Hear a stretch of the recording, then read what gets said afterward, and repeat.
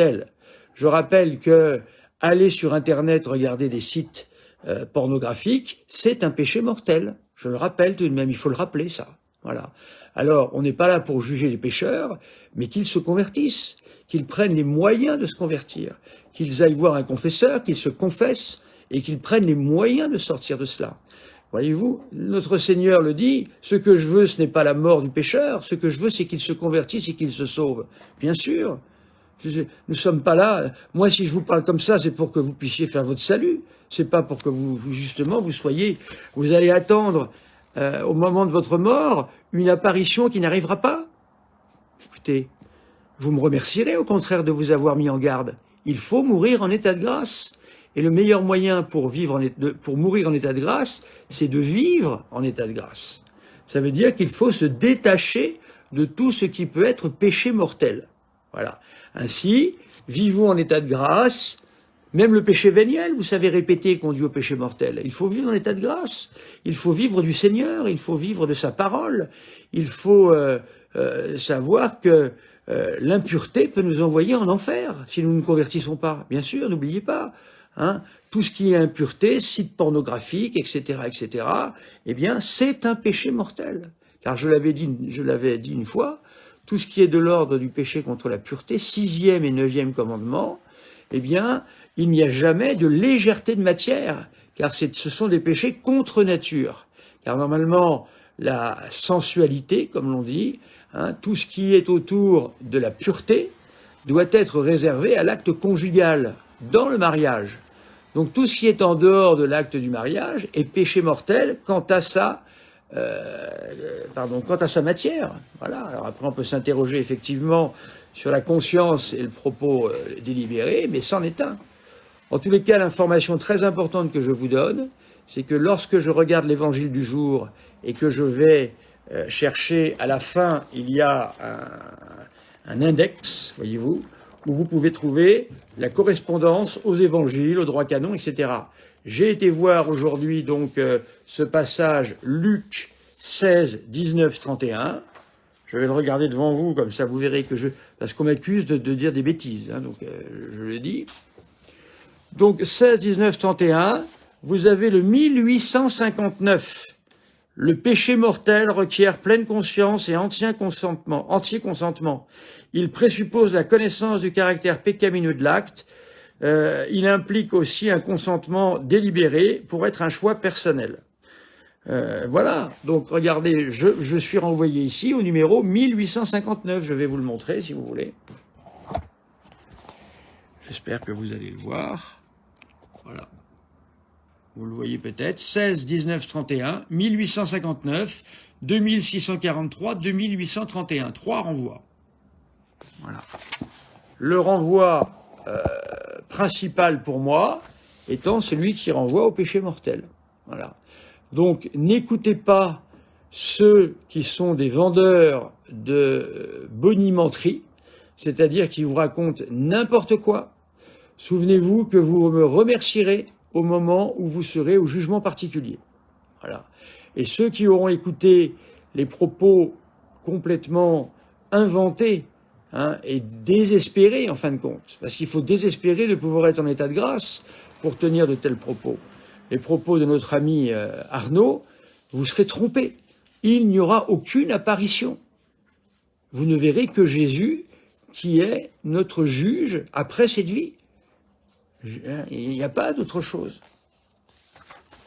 Il faut le savoir. Nous allons regarder à jugement particulier. Il n'y a aucune trace de tout ce que vous dit Arnaud dans son livre « L'heure de la mort » qui est ici. Alors il faut chercher la sainteté, bien sûr, il faut chercher la sainteté. Avant, ce discours était évident. Maintenant, on a l'impression qu'il n'y ait plus ce discours de la sainteté. On disait ça aux jeunes, il faut chercher à devenir des saints. Aujourd'hui, j'ai l'impression qu'il disparaît, ce discours. Alors, je le cherche. Voilà, 1021. Vous trouverez ça au 1021, 1022, et je vais vous dire ce qui va vous apparaître au jour de votre mort. C'est pas moi qui le dis, hein, c'est l'Église. Hein. Alors, Arnaud, si vous voulez me répondre, faites des vidéos. Arrêtez les petits mots par derrière, là, hein, les petits mots parfois menaçants. Hein. Faut arrêter ça, ça sert à rien. Répondez, c'est mieux, hein, plutôt que de menacer les gens comme ça. 1021. La mort met fin à la vie de l'homme, comme ce temps ouvert à l'accueil ou au rejet de la grâce divine manifestée dans le Christ. La mort, c'est quand on meurt, c'est tout, ne cherchons pas autre chose. C'est quand s'arrête la vie. Le Nouveau Testament parle du jugement principalement dans la perspective de la rencontre finale avec le Christ. Pourquoi y aurait-il d'abord une rencontre avec Jésus et le démon, et ensuite une rencontre de nouveau avec Jésus? Ça ne tient pas debout. Et c'est ce que je fais, Erkan, je fais tout pour les mettre au courant. Mais il affirme aussi à plusieurs reprises la rétribution immédiate après la mort. Qu'est-ce que ça veut dire immédiate? Ça veut dire qu'il n'y a pas de délai. Immédiat, c'est immédiat.